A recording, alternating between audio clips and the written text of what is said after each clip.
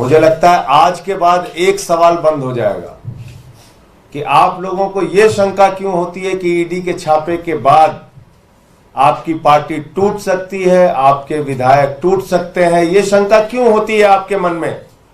यही सवाल हमसे बार बार पूछा जाता था और पहले दिन से भी हमने कहा, एक ही बात कहा कि अरविंद केजरीवाल की गिरफ्तारी के पीछे आम आदमी पार्टी को तोड़ने की मंशा है।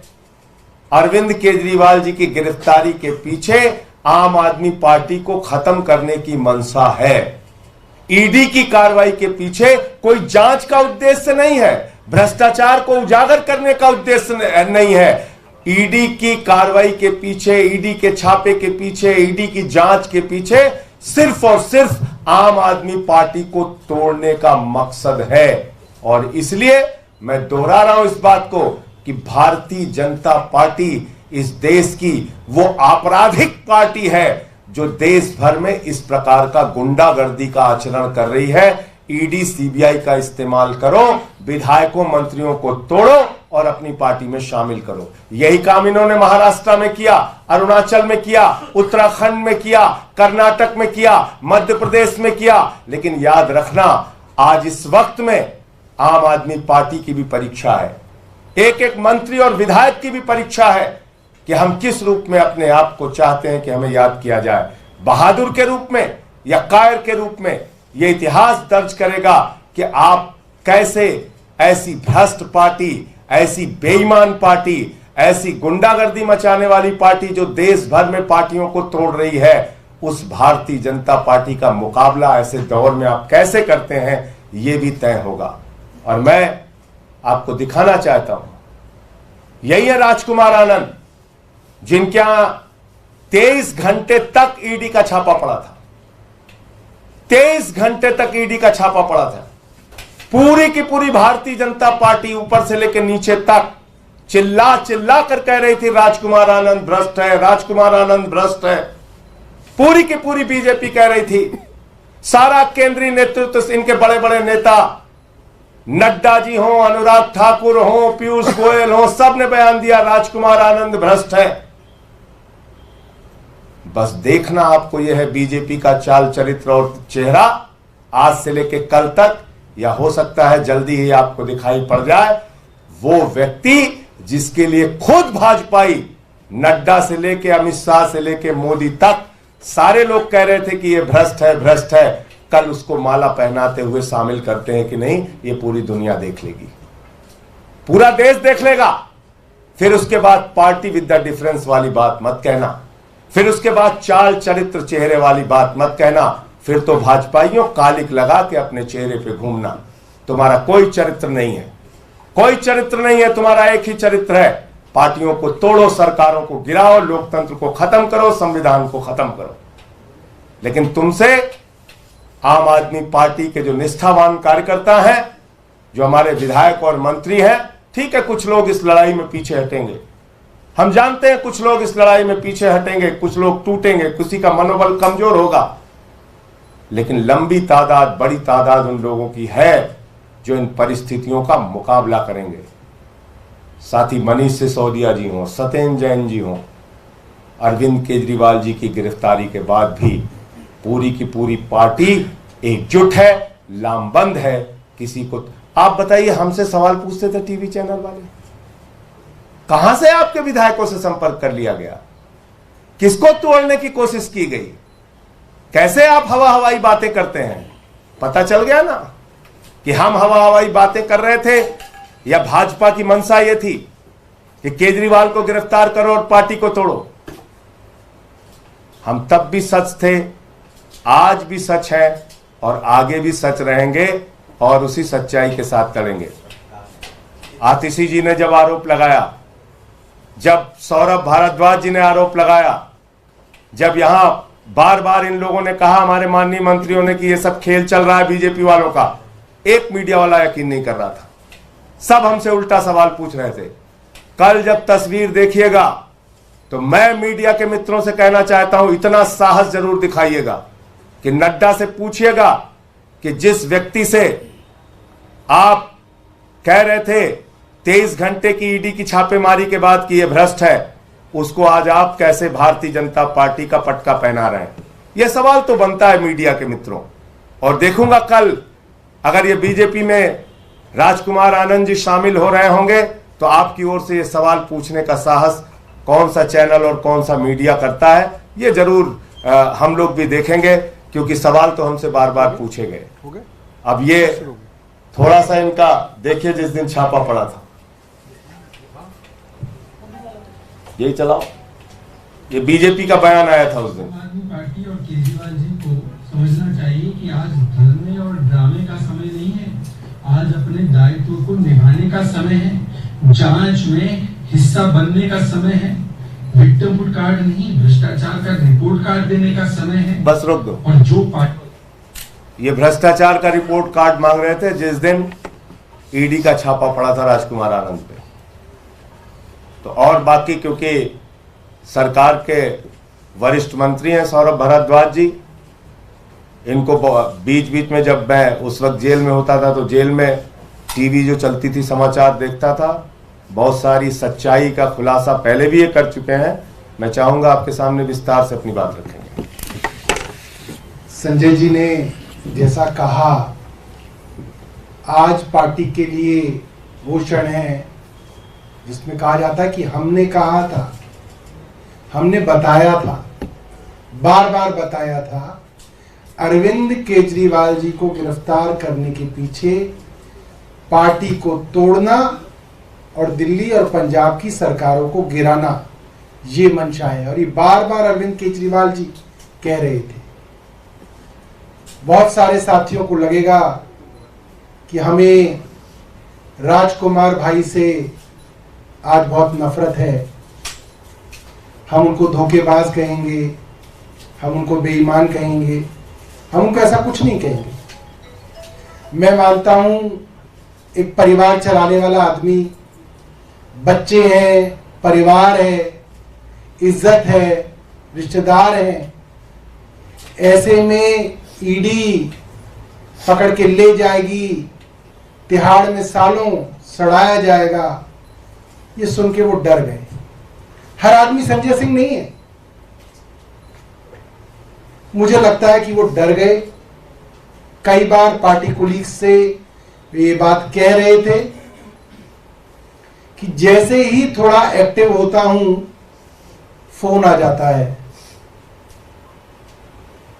इस तरीके से एक दलित समाज से आने वाले एक चुने हुए विधायक, एक दिल्ली के मंत्री को डराया जा रहा है। आप सोचिए आम लोगों की क्या हालत होगी इस देश के अंदर जब ये चुनाव जीत जाएंगे अगर, तो ये क्या करेंगे इस देश का हासिल। थोड़ी राजनीतिक बात भी करूंगा। पटेल नगर एक रिजर्व्ड कॉन्स्टिट्यूएंसी है। ये बात राजकुमार आनंद जानते हैं कि रिजर्व्ड कॉन्स्टिट्यूएंसी के अंदर वो भारतीय जनता पार्टी से लड़ेंगे, बुरी तरह से हारेंगे, तीसरे नंबर पे आएंगे।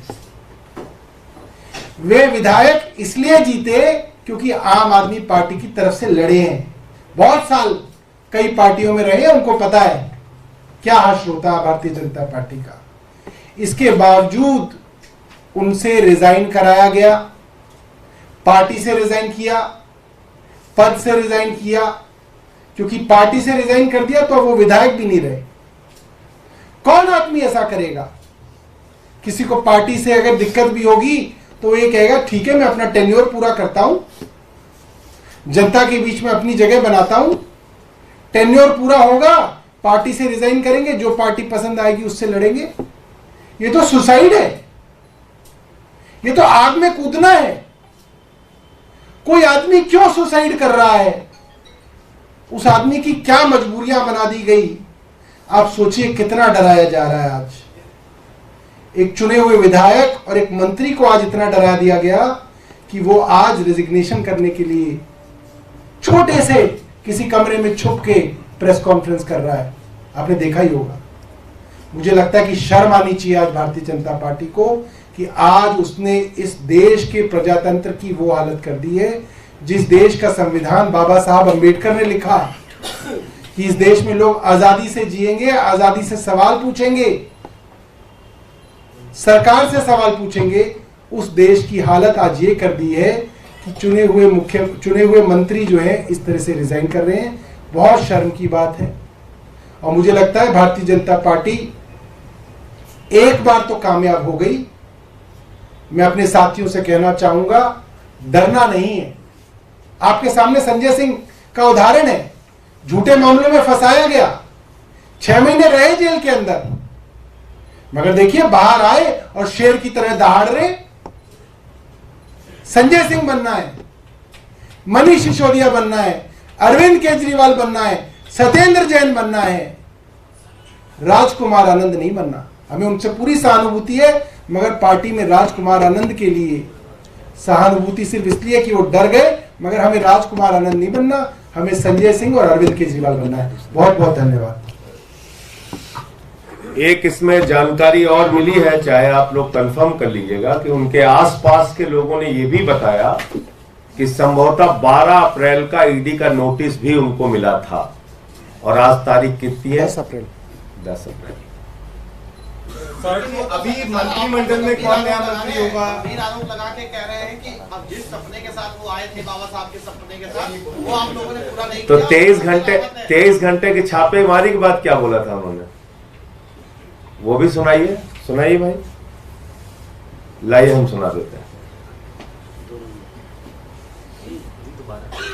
दिल्ली के समाज कल्याण मंत्री राजकुमार आनंद हमारे साथ हैं, जिनके घर से ईडी की टीम 22-23 घंटे की छापेमारी के बाद निकली है।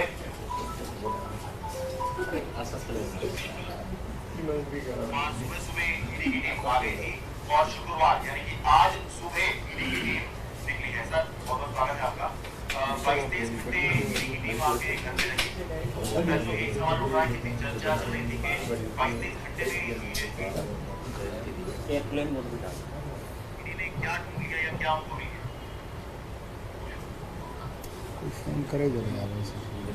इसका लाइव चला था, लाइव चला दे बैरर।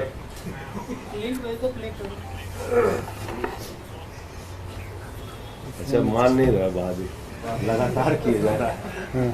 रुकिए भाई, जरूर सुन के जाइए आप लोग। इतना बढ़िया सवाल आपने पूछा है। बड़े पुराने पत्रकार हैं इसमें। हाँ।